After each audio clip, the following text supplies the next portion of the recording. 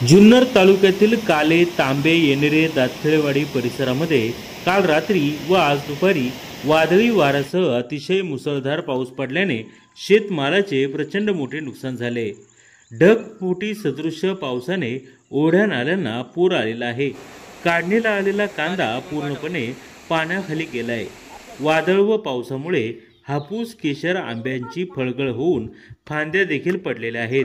बाजरी पीक भुईसपाट झाले असून धना, मेथी, टोमॅटो इत्यादी भाजीपाला पिके नष्ट झाली आहेत।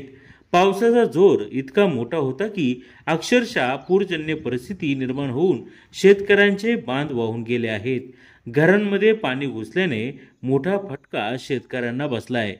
काले गावचे सरपंच कुलदीप नायकोडी तसेच येणेरे गावचे सरपंच अमोल भुजबळ यांनी प्रशासनाकडे पंचनामे करून त्वरित नुकसान भरपाई देण्याची मागणी केली आहे। जुन्नर टाइम्स, काले, तालुका जुन्नर।